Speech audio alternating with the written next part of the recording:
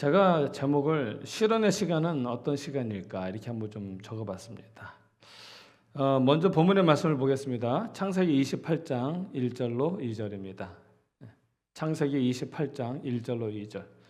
이삭이 야곱을 불러 그에게 축복하고 또 부탁하여 가로되 너는 가나안 사람의 딸들 중에서 아내를 취하지 말고 일어나 밧단 아람으로 가서 너의 외조부 부두엘 집에 이르러 거기서 너의 외삼촌 라반의 딸 중에서 아내를 취하라. 김지혜 씨가 쓴 아무것도 모르면서라는 책이 있어요. 이거는 자녀 교육에 좀 관련된 그런 책인데요. 그 책에 보면 이 김지혜 씨는 나비 생태를 연구하는 찰스 코온 박사의 연구 이야기를 써놨어요. 거기에 보면 뭐라고 써놨냐면요. 나비가 고치에서 나올 때에 빠져나올 때 나비가 고치에서 빠져나올 때 외부에서 구멍을 넓혀주면 나비의 생명은 끝나버린다라고 적습니다. 이 나비가 그 고치에서 나오는데 아주 작은 구멍으로 나오거든요. 근데 그 작은 구멍으로 나오는데 그 발버둥치가 나오는 게 아주 필사적이에요. 근데 그 나비가 나오는 그것이 너무 안타까워서 밖에서 구멍을 넓혀주면 그 나비는 죽는데요. 그 다음에 또 뭐라고 써놨냐면요. 쉽게 빠져나온 나비는 색깔이 아름답지도 못하고 날지도 못한 채 죽어버린다.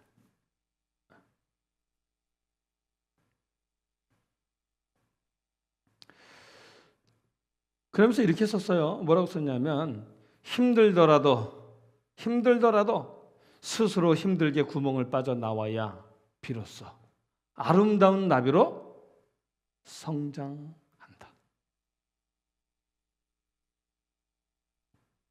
그래서 그 이유를 찾아봤어요. 왜 그럴까? 그래서 찾아보니까 이렇게 설명을 하더라고요. 나비가 고치의 작은 구멍을 통해 나오려고 몸부림을 치는 과정을 지나야만 나비 체내, 이 몸 내에 있는 수액이 날개로 다 간다는 거예요. 그 좁은 그 문을 나올 때에 몸에 있는 체액이 이렇게 밀리면서 그 체액이 다 날개로 옮겨져야 된대요. 그래야 몸통이 작아지고 날개는 커진다는 거예요. 그러면서 나비의 날개가 아름다운 색조를 띠게 된다는 거예요. 그러지 않으면 그냥 구멍을 넓혀서 쉽게 나오면 몸이요 작은 게 아니라 퉁퉁 부르튼 모습으로 나오고 날개는 작고 쪼그라든 모습으로 나오게 된다고 합니다. 이것이 하나님께서 나비에게 허락하신 그 애벌레가 그 고치가 구멍을 나오면서 나비가 되게 하시는 하나님의 과정입니다. 하나님의 방법입니다. 이걸 보면서 느끼는 것은요. 이 나비의 몸부림은 우리 인생의 몸부림과 똑같다라는 생각을 하게 됩니다. 우리의 생애와 똑같다는 것입니다. 만일 하나님께서 우리의 생애에 아무런 장애도 없이 그저 쉽게 지나가게 하신다면 우리는 결국 불구가 되고 말 것이라는 것입니다. 그리고 절대로 강해지지 못할 것이라는 것입니다. 오늘 본문의 말씀을 보면 장자권의 축복 사건이 있은 후에 이삭은요 아내의 제안을 따라서 야곱을 불러 자신의 처가인 밧단 아람으로 가서 아내를 얻으라라고 말을 합니다.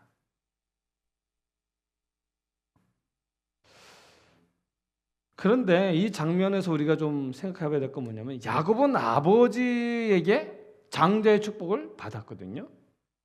근데 장자의 축복을 받았는데 이어지는 그의 삶은 뭐냐면 도망가야 되는 도망길입니다.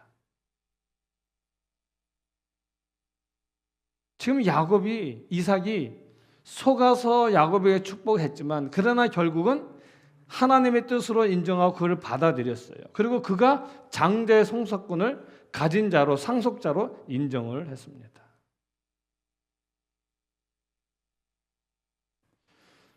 그래서 야곱은 언약의 상속자의 축복을 가지게 되었는데 그러나 그 상속자의 축복을 가지게 된 결과가 뭐냐 하면 환난의 연속이라는 것입니다. 이걸 통해서 좀 생각해 보는 건 뭐냐면 장자의 축복을 가졌다고 해서 다가 아니라는 거예요. 장자의 축복을 가진 그것이 축복이 아닐 수도 있다라는 것을 생각하게 됩니다. 그 다음에 그 장자의 축복이 진정한 나의 축복이 되기 위한 과정이 있다는 것을 우리가 좀 생각하게 되는 것입니다. 이 창세기에 기록된 야곱의 생애를 우리는 둘로 나눌 수 있어요. 전반기와 후반기로 나눌 수 있어요. 전반기는 뭐냐면 창세기 28장에서 36장인데요. 야곱이 겪는 온갖 환난, 시련의 이야기입니다. 그리고 두 번째는 야곱이 애굽으로 이주해 들어가는 것과 죽음까지의 이야기예요.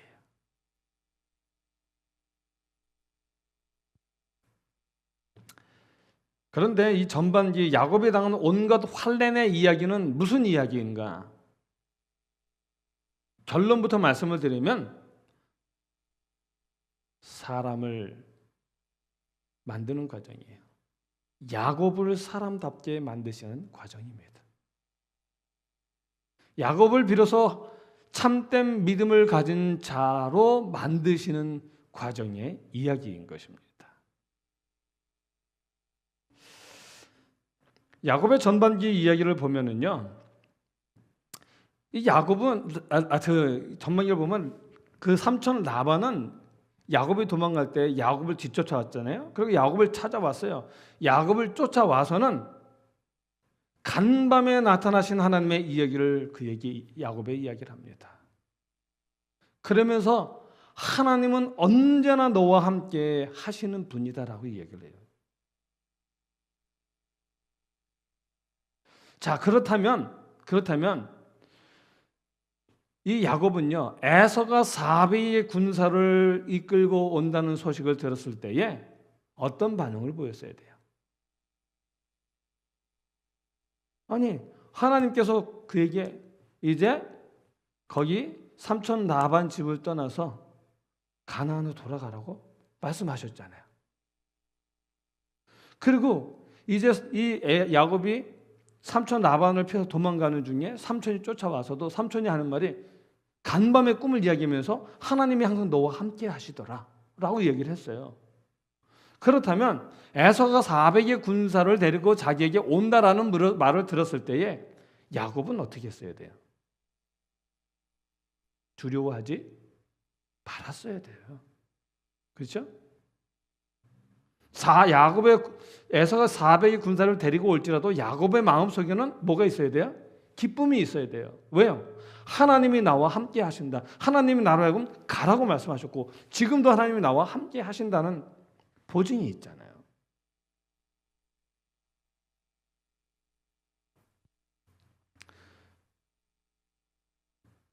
하나님께서 더군다나 그에게 복을 받고 돌아오게 하시겠다는 약속이 있거든요. 그런데 야곱이 어떻게 했어요? 야곱이 지레 겁먹고 하나님을 의지하지 못했습니다.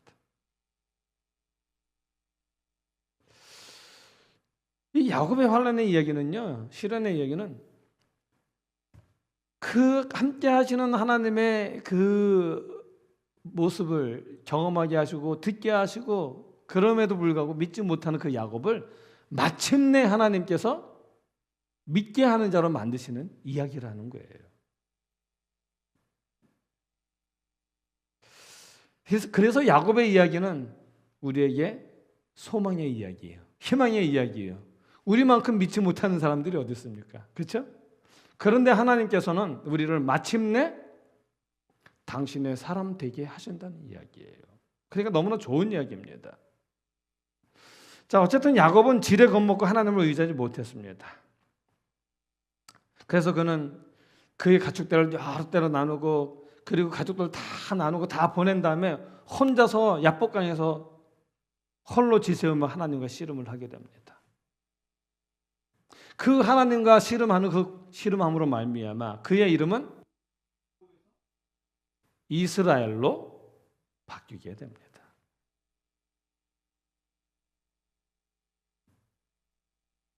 그런데 재미있는 건 뭐냐면요, 그 야복강의 경험을 통해서 그의 이름이 야곱에서 이스라엘로 바뀌었음에도 불구하고 성경은 그의 이름을 계속해서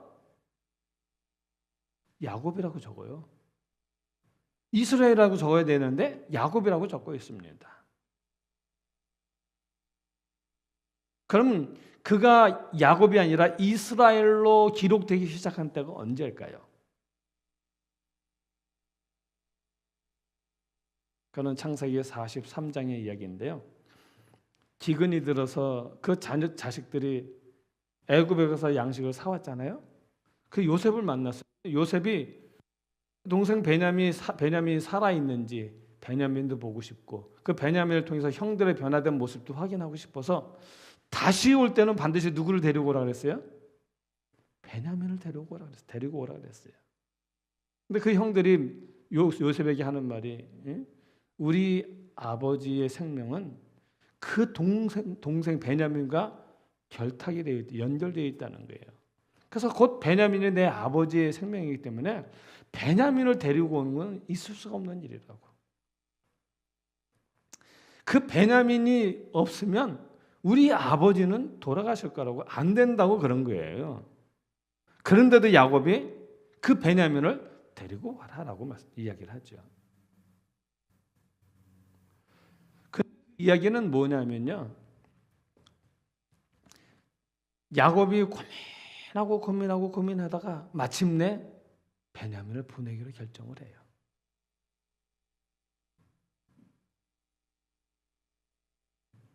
이 야곱이 그렇게 자기의 생명을 여기는 그 베냐민을 보낼 때에 내가 그를 잃으면 잃으리라 라는 결심을 합니다. 그리고 그 베냐민을 보내요. 그 사건이 있고 난 다음에 성경은 야곱을 더 이상 야곱이 아니라 이스라엘이라고 기록을 합니다. 여기서 우리가 중요한 것을 배워요. 신앙이란 내가 가진 가장 소중한 것을 포기하는 것입니다. 다른 말로는 선택이에요. 저희 애들이 이제는 많이 장성했는데, 초중고 때에 저희 큰애하고 저희 셋째도 그래요. 걔네들은 전에도 말씀드렸지만 학교에서 소풍 갈 때 소풍을 못 갔어요. 왜냐하면 소풍 갔다 금요일에 꼭 가는데 다른 날 가면 괜찮은데 금요일이 대부분 걸리거든요. 금요일 날 갔다 오면 저녁 7시 반, 8시예요. 그럼 저녁 예배를 못 드리잖아요. 그러면 제가 허락을 안 해요. 그럼 어릴 때는 가고 싶어서 막 그러죠. 그때 이제 제가 아이들에게 한 말이 이 말이에요. 얘들아, 하나님을 믿는다는 것은 하나님을 위해서 내가 가진 것을 포기하는 게 믿음이야. 결국은 마지막에는 야곱의 환난, 그것은 내가 가진 것을 내려놓을 수 있느냐라는 거죠.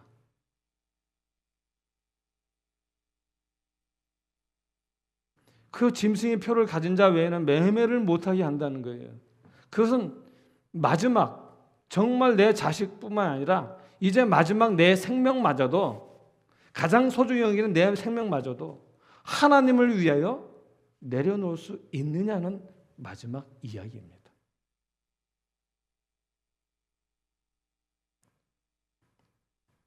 이 야곱의 이야기를 통해서 우리가 배우는 게 바로 그거예요. 신앙이란 내가 가진 가장 소중한 것을 하나님을 위해서 내려놓을 수 있어야 되는 거예요. 그게 신앙이라는 것입니다.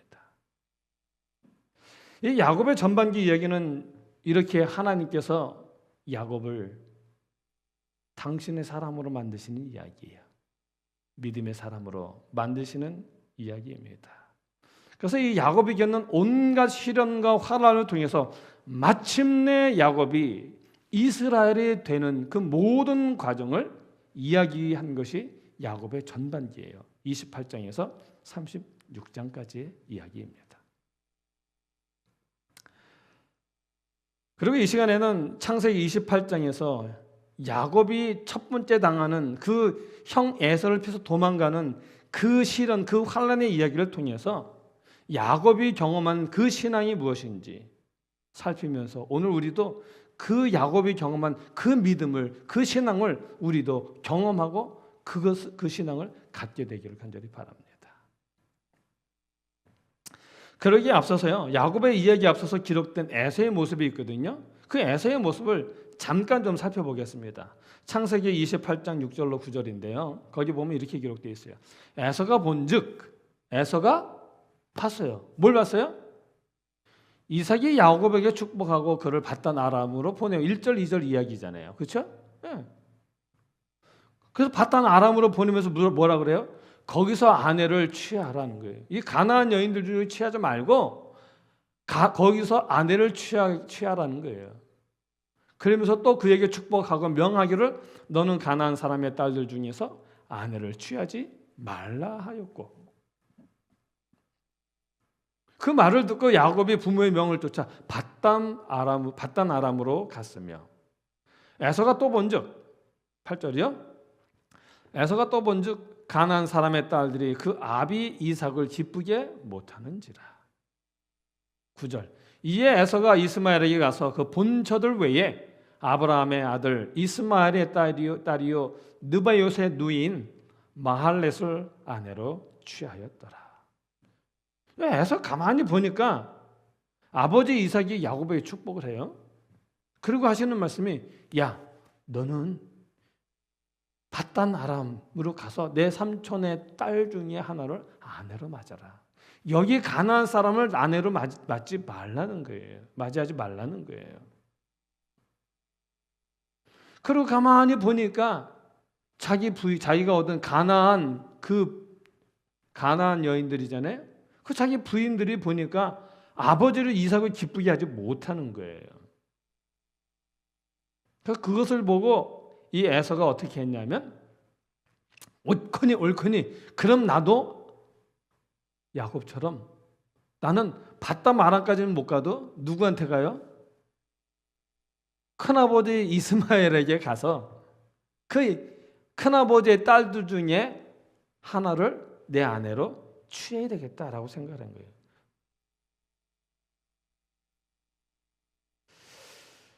그래서 이스마엘의 딸과 결혼하지요. 여기서 우리가 좀 아는 건 뭐냐면 에서는 자기가 장자의 축복을 받지 못한 이유가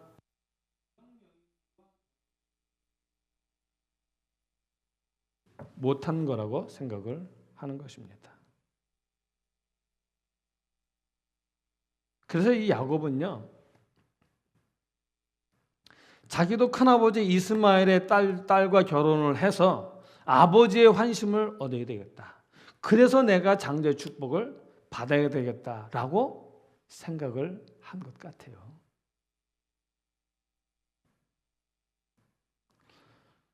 우리가 여기서 생각해야 될 건 뭐냐면요, 이 에서의 결정은요, 근본적인 원인을 직시하지 못하고 그 원인을 외부에서 찾으려고 했다는 사실을 보게 되는 거예요.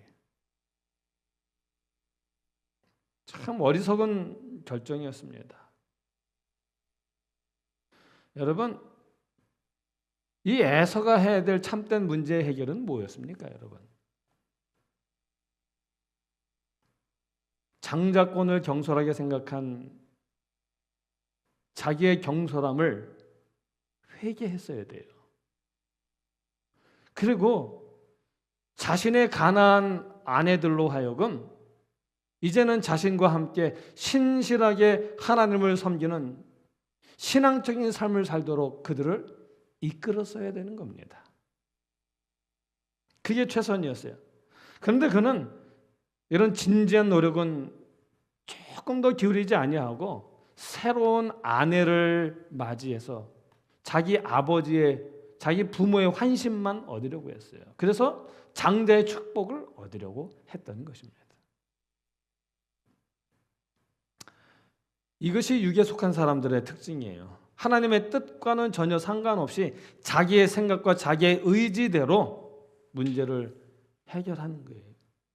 이게 육의 사람의 특징입니다. 이 에서의 이야기는 오늘 우리에게 심각한 질문을 던져요. 오늘 우리는 어떤 사람이냐는 거예요. 육의 사람이냐 아니면 하나님의 사람이냐 영의 사람이냐. 내 삶에서 일어나는 모든 일들 속에 결정되어지는 일들을 돌아보면 내가 어떤 사람인지가 드러나는 것입니다. 에서의 이야기를 굳이 여기다 기록을 해놨어요. 야곱의 이야기를 하면서 왜 적어놨을까요?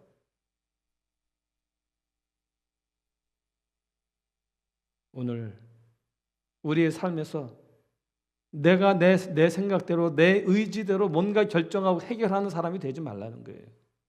그때마다 하나님께 부복하고 하나님께 기도하고 하나님의 뜻을 알기를 위하여 하나님과 씨름하는, 그래서 그 모든 결정이 하나님이 바라시는 아름다운 결정을 내리는 삶을 살아야 한다는 것입니다. 그것이 진정한 그리스도인의 삶이라고 이야기하는 것이죠.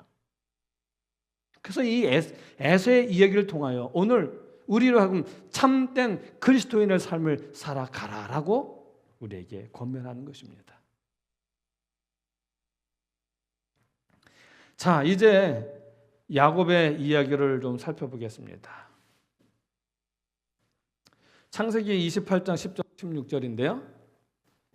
창세기 28장 10절로 16절이요. 야곱이 브엘사바에서 떠나 하란으로 향하여 가더니 한 곳에 이르러는 해가 진지라. 거기서 유숙하려고 그곳에 한 돌을 취하여 베개하고 거기 누워 자더니 꿈에 본즉 사닥다리가 땅 위에 섰는데 그 꼭대기가 하늘에 닿았고 또 본즉 하나님의 사자가 그 위에서 오르락 내리락 하고 또 본즉 하나님께 여호와께서 그 위에 서서 가라사대 나는 여호와니 너의 조부 아브라함의 하나님이요 이삭의 하나님이라. 너 누운 땅을 내가 너와 내 자손에게 주리니 내 자손이 땅의 티끌같이 되어서 동서남북에 편만할지며 땅의 모든 족속이 너와 내 자손을 인하여 복을 얻으리라. 15절 16절이요. 내가 너와 함께 있어 내가 어디로 가든지 너를 지키며 너를 이끌어 이 땅으로 돌아가게 할지라. 내가 내게 허락한 것을 다 이루기까지 너를 떠나지 아니하리라 하신지라. 야곱이 잠이 깨어 가로되 여호와께서 과연 여기 계시거늘 내가 알지 못하였도다.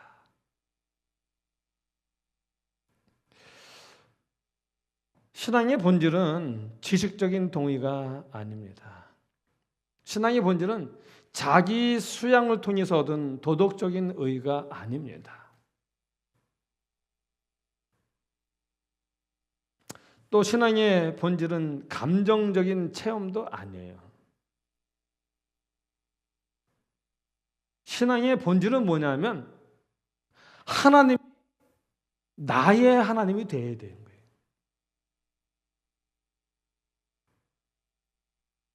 나의 모든 생애를 걸고요. 하나님은 나의 하나님이라고 고백할 수가 있어야 된다는 거예요.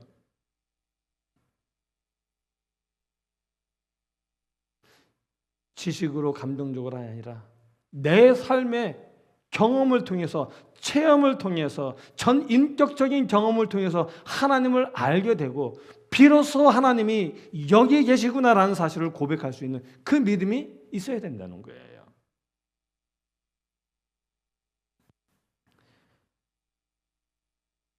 야곱은 어려서부터 하나님을 섬기면서 자랐습니다. 야곱의 아버지 이삭은 정말 믿음의 사람이죠. 기도의 사람입니다. 그가 아내를 맞이할 때에도 기도하는 중에 맞이했거든요. 또 그의 어머니 리브가도 대단한 믿음의 여인입니다. 그럼에도 불구하고 야곱은요, 하나님을 나의 하나님으로 체험하지 못했어요. 이 일이 있기 전까지는요, 하나님은 여전히 자기 할아버지 아브라함의 하나님이고 자기 아버지 이삭의 하나님이었어요. 내 아버지가 아니었어요, 그때까지. 그냥 할아버지의 하나님, 아버지의 하나님으로 그가 알고 있었다는 것입니다. 그러니 지금 도망하는 중에, 형한테 쫓기는 중에 얼마나 불안했겠습니까? 주위에 자기를 돌봐줄 사람이 한 명도 없는 그곳에서 돌베개 하고 누웠는데 잠이나 제대로 왔는지 모르겠습니다.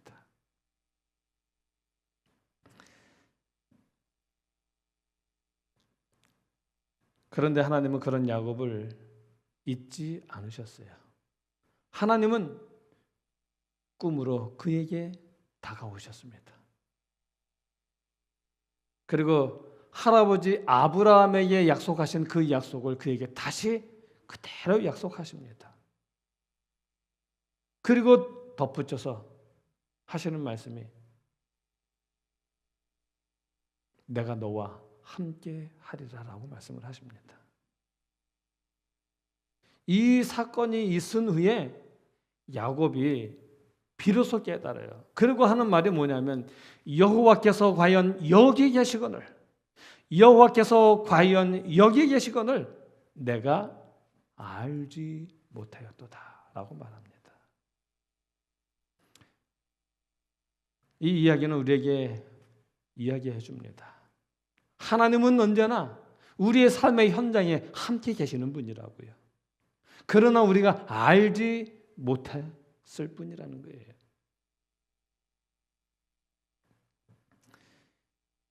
야곱이 비로소 그 광야에서 홀로 밤을 지새우던 그때에, 무섭고 두려웠던 그 밤에 크나큰 인생의 위기 가운데에서 비로소 자기 삶에 함께 하시는 하나님을 보게 되었다, 하나님을 실제적으로 경험하게 되었다라고 성경은 이야기합니다.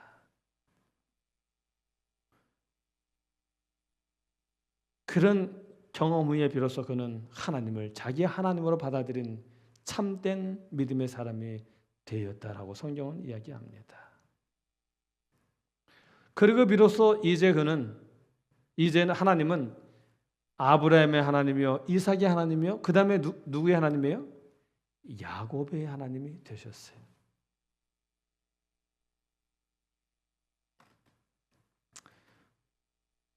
저는 이 장면을 생각하면서 항상 제 마음속이 그래요. 언제쯤이면 하나님이 나의 하나님이시라고 내가 고백을 할 수 있을까? 그냥 추상적인 성경 속에 있는 그런 하나님이 아니라 내 안에 계시는 하나님이 되어야 한다는 것이죠. 이 야곱의 이야기를 통해서 우리가 얻을 수 있는 교훈은 뭐냐면요, 우리가 일상의 삶에서 날마다 경험하는 시련과 역경과 그 모든 어려움은요, 하나님이 우리로 하여금 하나님을 만나게 하시려고, 우리로 하여금 하나님의 참된 사람이 되게 하시려는 하나님의 훈련의 과정이라는 것입니다.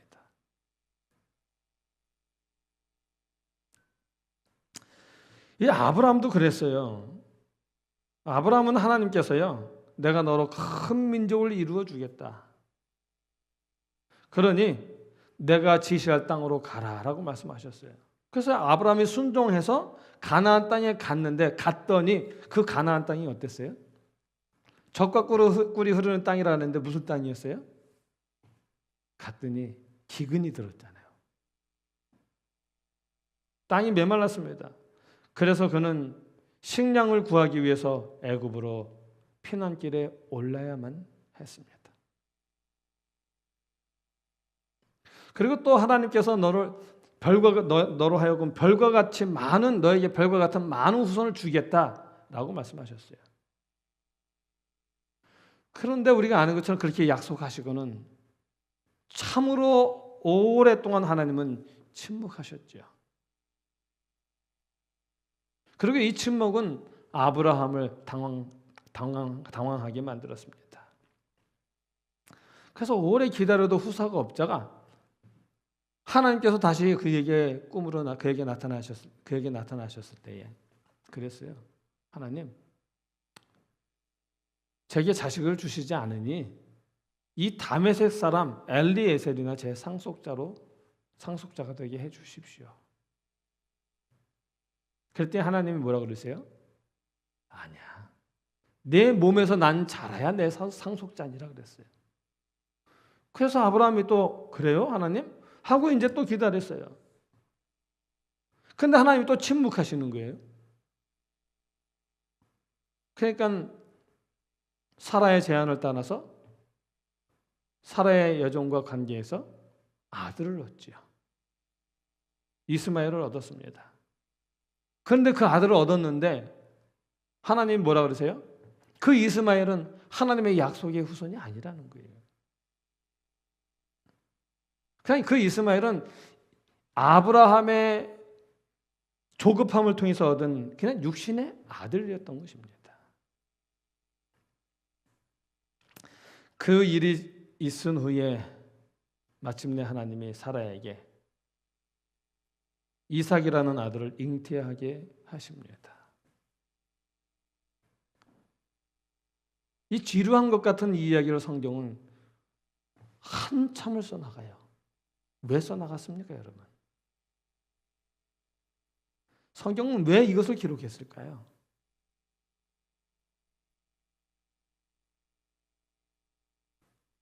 성경은 독자들에게 하나님께서 그 모든 과정을 기록하시고 그렇게 하셨던 그 이유에 대해서 말하는 거예요.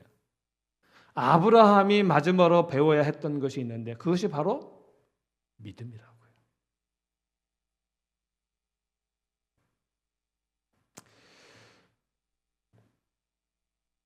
이제 말씀을 마칩니다. 참 신앙은 하나님을 체험하는 것입니다.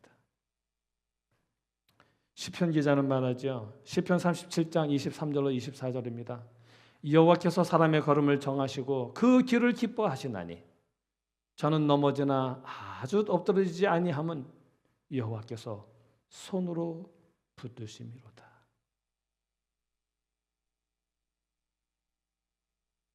여러분, 우리가 마음대로 사는 것 같지만 5년, 10년, 15년 내가 원치 않았던 지난날의 삶의 그 과정들을 다 돌아보면 결국은 하나님의 섭리였다고 고백을 합니다. 저도 우리 아이들에게 그렇게 고백을 한 적이 있어요.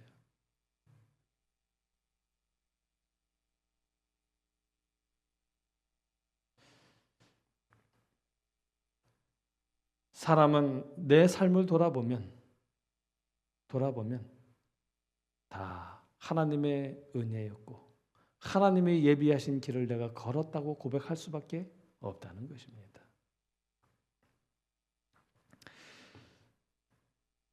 이것이 믿음의 사람이 고백해야 될 말이에요. 여러분 이제 마지막으로 좀 생각해야 될 게 있는데 야곱이 잠을 자고 난 후에 여러분 그의 환경이 바뀌었습니까? 아니면 환경은 변하지 않고 그대로 있었나요?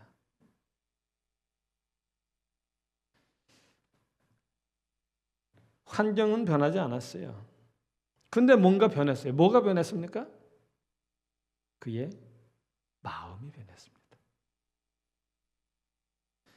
그의 시련이 역경이 그의 마음을 변하게 했던 것이죠. 이것이 바로 하나님이 우리에게 시련과 역경과 어려움을 허락하시는 이유라는 것입니다. 오늘 야곱의 이야기를 통해서 하나님께서 교훈하시는 거예요. 얘들아, 너의 삶에 일어난 원치 않냐는 크고 작은 모든 일들, 하나님이 약속하신 축복이 있음에도 불구하고 너의 삶에 지금 평탄치 못한 그 이유, 그것은 하나님의 약속하신 그 약속이, 그 축복이 참된 축복으로 축복이 될 수 있도록 우리를 어떻게 한다는 거예요? 믿음의 사람으로 하나님이 만들고 계시다는 것입니다. 그럴 때에 마침내 하나님이 우리에게 허락하신 그 축복이 우리의 축복이 될 것입니다. 아무쪼록 저와 여러분이 우리의 삶에서 일어난 크고 작은 모든 일들 속에서 하나님을 향한 불평보다는 말씀을 통한, 약속을 통한 믿음을 가지고 오히려 하나님과 씨름하는 아름다운 삶을 살게 되었어요. 마침내. 여러분, 사실 축복이 약속되어졌으니까 오는 게 아니라, 축복은 우리가 하나님의 사람이 되면 자동으로 오는 결과인 것입니다. 아무쪼록 우리의 삶이 하나님이 그렇게 바라시는 아름다운 참 믿음의 사람이 되기를 간절히 바라면서 오늘의 말씀을 마치겠습니다.